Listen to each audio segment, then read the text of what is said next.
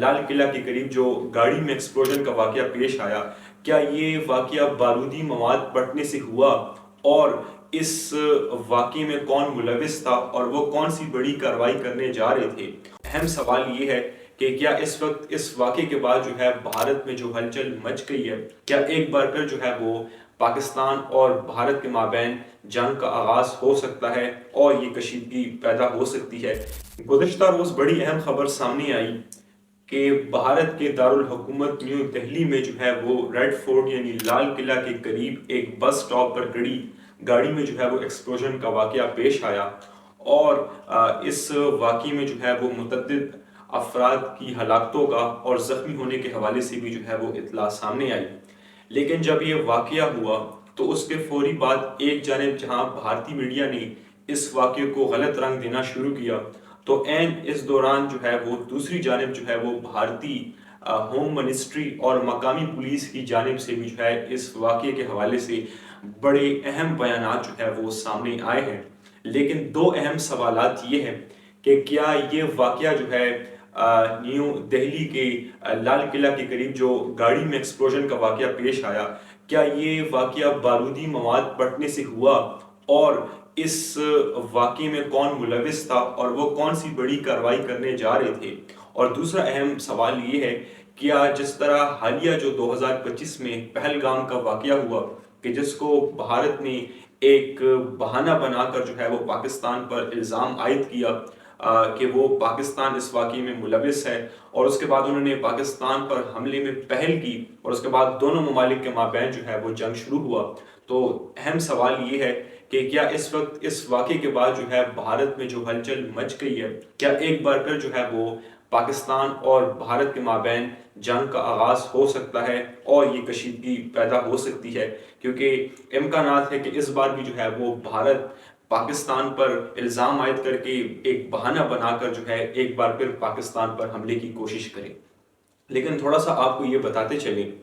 کہ جو لال قلعہ ہے یا جو یہ ریڈ فورٹ ہے، یہ نیو دہلی میں پارلیمنٹ سے کچھ ہی کلومیٹر پر جو ہے وہ واقع ہے، اور جو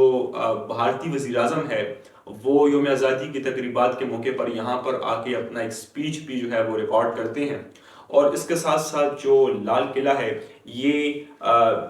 مغل دور کی تعمیر کا ایک شاہکار بھی ہے، اور یہ ایک سیاحتی مقام بھی ہے۔ روزانہ کی بنیاد پہ یہاں پر ہزاروں کی تعداد میں سیاح ٹورسٹ آتے ہیں، اور اس کے ساتھ ساتھ یہاں پر ایک لوگوں کا ایک بڑا ہجوم رہتا ہے۔ غرض یہ کہ ایک بزی علاقہ ہے، یہاں پر لوگوں کا ایک رش بھی ہوتا ہے۔ تو بتایا جاتا ہے انٹرنیشنل میڈیا نے جو کوٹ کیا ہے ان کے مطابق کہ یہ واقعہ جو ہے جو گاڑی کی ایکسپلوژن کا پیش آیا، اس کے نتیجے میں انٹرنیشنل میڈیا کے مطابق تقریباً 10 کے قریب افراد جو ہے وہ ہلاک ہوئے ہیں، جبکہ 30 کے قریب افراد جو ہے وہ اس میں زخمی ہوئے ہیں، اور اس کے ساتھ ساتھ جو انڈیا میڈیا کوٹ کر رہی ہے وہ بھی تقریباً 8 کے قریب افراد جو ہے وہ ہلاک ہیں، جبکہ 28 سے 25 کے قریب افراد جو ہے وہ زخمی ہیں۔ لیکن انٹرنیشنل میڈیا کے فگرز اور اس میں کچھ اتنا زیادہ جو ہے وہ فرق نہیں پایا جا رہا۔ لیکن اس وقت جب یہ واقعہ پیش آیا تو اس کے فوری بعد جو ہے وہ بھارتی میڈیا پر جو ہے وہ پاکستان کے خلاف ایک پروپیگنڈا شروع ہوا، جہاں ایک جانب جو ہے جب یہ واقعہ پیش آیا تو انڈیا کی جو ہوم منسٹری ہے اور مقامی پولیس کی جانب سے یہ بیان سامنے آیا کہ تاحال ابھی تک یہ معلوم نہیں ہوا کہ یہ واقعہ جو ہے آیا یہ خودکش حملہ تھا، یہ ایک ٹیررسٹ ایکٹیویٹی تھی، یا اس کی کوئی اور وجہ تھی۔ ان کی جانب سے یہ موقف سامنے آیا، لیکن عین اس دوران جو ہے بھارتی میڈیا نے بغیر کسی شواہد کے پاکستان پر جو ہے وہ بے بنیاد الزامات عائد کیے، اور بھارتی میڈیا نے یہ کلیم شروع کیا کہ کچھ عرصے پہلے جو ہے وہ لشکر طیبہ کے ایک کمانڈر کی طرف سے ایک مبینہ ویڈیو آئی تھی کہ جس میں انہوں نے भारत में मुख्तलिफ कार्रवाइयों के हवाले से इनको एक धमकी दी थी, तो उन्होंने इस वाक़ये को लश्कर तैयबा के इस कमांडर की वीडियो से लिंक किया, जो कि बताया जाता है कि इस वीडियो में मुबैना तौर पर उन्होंने भारत में कार्रवाइयों के हवाले से जो है वो खबरदार किया था। जबकि इसके साथ साथ दूसरी जानिब कुछ इनके प्लेटफॉर्म्स, मीडिया प्लेटफॉर्म्स, चैनल्स पर जो है वो जैश मोहम्मद पर जो है इसकी जिम्मेदारी जो है वो डाल दी गई। यानी बेबुनियाद तरीके से जो है कुछ तहरीकों को, कुछ तंजीमों को, कलदम तंजीमों को जो है वो उन पर ये जिम्मेदारी डाली गई और पाकिस्तान को उनसे लिंक किया गया। लेकिन उसी दौरान इनकी अपनी स्टेट मिनिस्ट्री और मकामी पुलिस की जानिब से ये बयान सामने आया कि अभी तक जो है वो वाक़ई की नोयत जो है वो मालूम नहीं हो सकी कि आया ये जो है बारूदी मवाद पड़ने से हुआ एक टेररिस्ट एक्टिविटी थी या ये जो है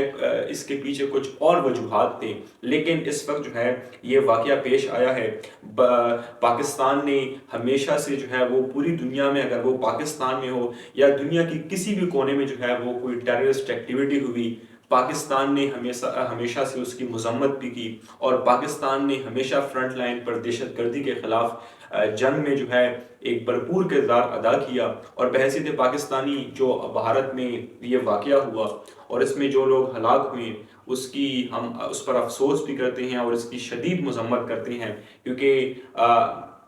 अगर दोनों ममालिक के माबैन अगर कशीदगी भी है, हालात अगर ख़राब भी होते हैं, तो इसमें हमें जो है वो आम शहरियों के हलाकतों पर या इंसानी जानों की ज़िया पर जो है वो खुशी नहीं मनानी चाहिए, बल्कि जो है हमें इंसानियत के नाते जो है इसको और दहशतगर्दी को जो है वो उसकी मजम्मत करनी चाहिए। लेकिन बहरहाल इस वक्त जो है ये इम्कानात है कि एक बार फिर जो है वो भारत की जानिब से इस वाक़ये को बहाना बनाकर जो है वो पाकिस्तान पर हमला करने की कोशिश की जाए। और अगर देखा जाए तो इस वक्त ऑलरेडी जो है वो भारत की जानिब से मुख्तलिफ प्लानिंग्स जो है वो सामने आ रही है कि जिसमें बाज़ औक़ात जो है वो भारतीय मीडिया पर जो है वो पाकिस्तान के ख़िलाफ़ प्रोपेगेंडा शुरू हैं, तो दूसरी जानिब कभी उनकी सरहद पार फ़िज़ाई मशक़ें। तो ये तमाम चीज़ें इस वक्त जो है ये इम्कानात हैं कि इस वक्त जिस तरह पहलगाम वाक़या को इंडिया ने बहाना बनाकर पाकिस्तान पर हमले में पहल की, इस बार भी इम्कान है कि एक बार फिर इस वाक़े को, जिसके बाद इस वक्त पूरी इंडिया में हलचल मच गई है, इस वाक़े को एक बहाना बनाकर जो है वो भारत पाकिस्तान पर एक बार फिर जो है वो हमले में पहल करे। लेकिन इस बार अगर भारत जो है वो पाकिस्तान पर हमला करेगी तो जो आखिरी बार नताइज थे तो उससे ज़्यादा संगीन भी हो सकते हैं, क्योंकि इस वक्त जो है वो पाकिस्तान ने एक तरफ सऊदी अरब के साथ मुश्तरका दिफाई डील साइन किया, दूसरी जानिब और ममालिक के साथ। तो देखा जाएगा कि आगे के क्या हालात होते हैं।